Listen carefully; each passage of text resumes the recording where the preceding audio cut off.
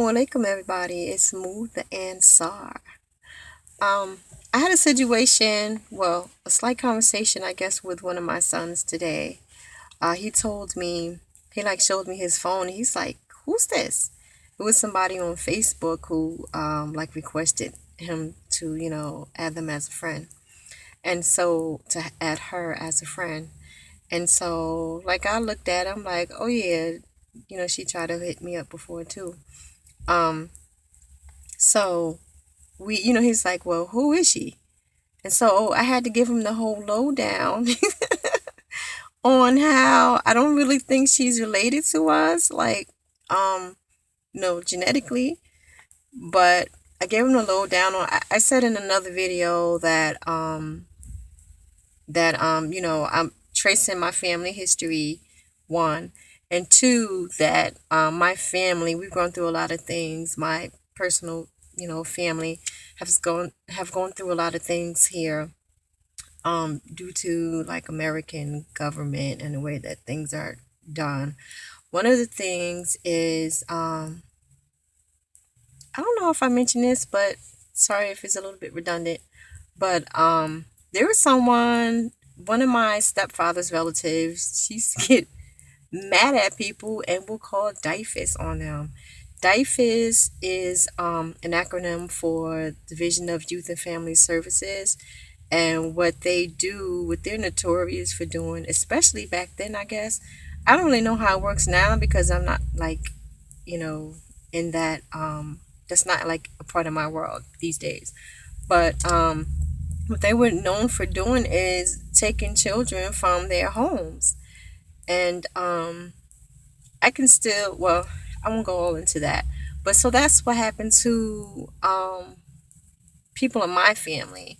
So, not that they were being abused or anything, but it was like if somebody called on you, and this particular person, she was notorious for calling diapers on people who, like, she was just mad at, and she wanted to be like evil and devious like it. So it could be anybody, child. It could be neighbors, so-called friends, family members, whatever. That was her thing. And in the ghetto, you got people like that. They just do like little evil things like that.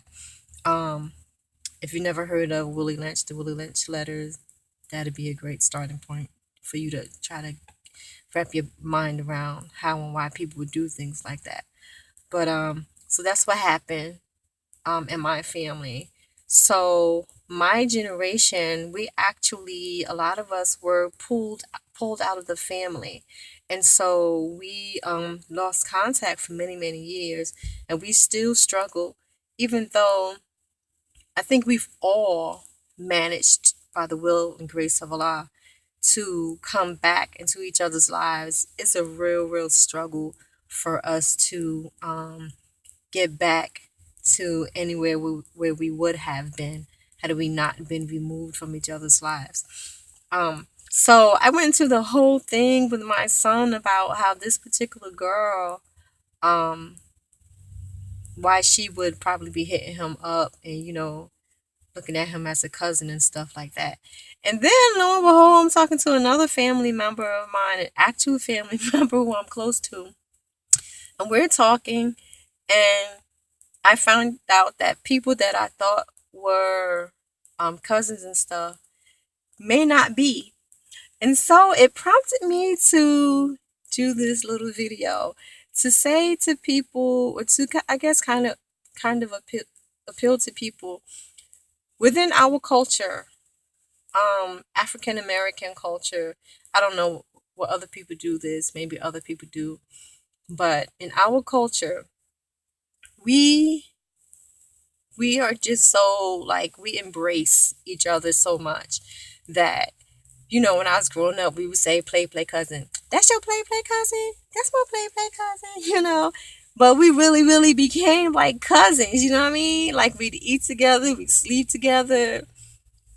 Before all this freakiness started, we'd sleep together, and our parents would be together, like hang out together. We were a community, we were a family, and that's what we did, and that's still how people are. Or then you may have a situation where, let's say, um Aunt Sharon been going with this man, like her boyfriend, for like 10, 15 years. And, they break up. Or it could be even 3 years. They break up. But that's still your Uncle Donald. You know what I'm saying? So you come up and you call this man your Uncle Donald. They may even have you in his obituary when he dies as a relative. That's just how we do. And my family in particular, child, we got so many cousins that ain't cousins. It's crazy.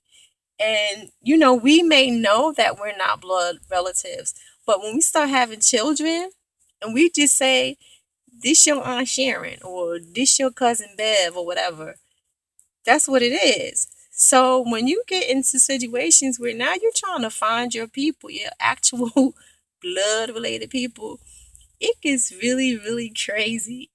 We have enough, it's hard enough trying to find your actual roots, as an African American, but with the slavery and things of that nature that has happened with us from, you know, like internment camps.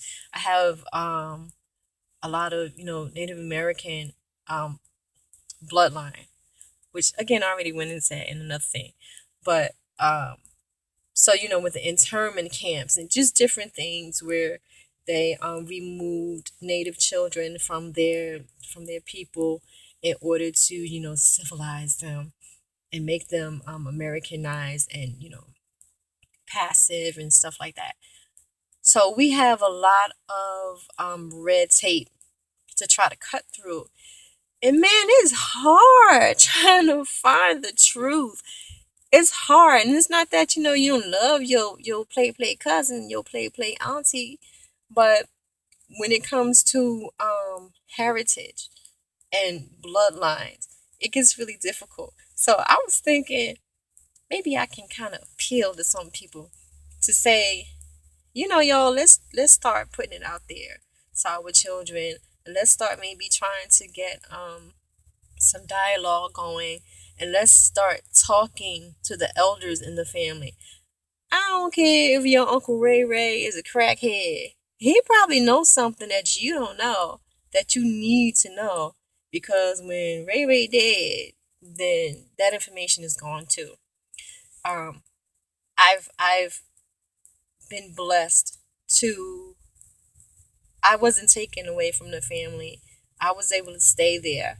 And I grew up with people in my family who raised me, who some of my cousins, some of my siblings, they didn't have that blessing. They didn't have that honor of knowing, our great grandmother who passed away in 1990.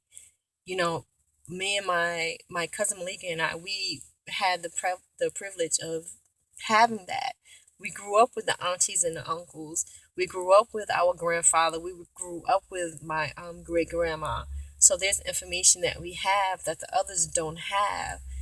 There's memories that we have that the others don't have, and I feel myself getting emotional right now. Um, and so we, it's important. I know I've said this before in other videos, but for me, it's so important that we know this and that we pass these things on to our children so that we know who we are.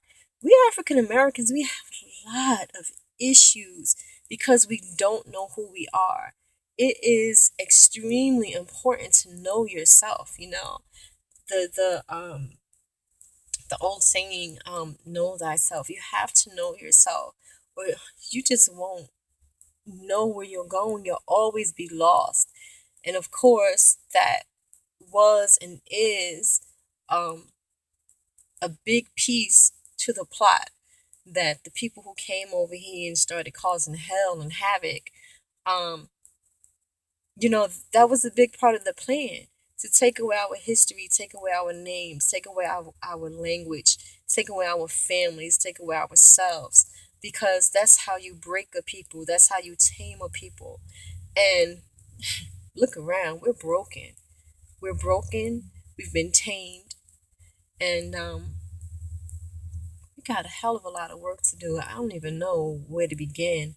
Like all I can do is try to begin with myself and my people, my family. And we're working on it. Some of us are really diligently trying to get there. But trust me, while you have your people there with you, I don't care if they're drunks. I don't care if they're running the streets doing their things. Y'all need to sit down and you need to talk. Get somebody to, instead of buying that 40 or, whatever it is you spend your money on, sneakers, video games, food, whatever. Put some money to the side. A little tape recorder from Walmart does not cost a lot of money because I don't have a lot of money, but I got a couple of tape recorders. You know, do that. Please do that. You're gonna regret it. I'm telling you. Talk to these people, record, write stuff down, get that information because when they're gone, it's gone, and you will regret it. You need to know.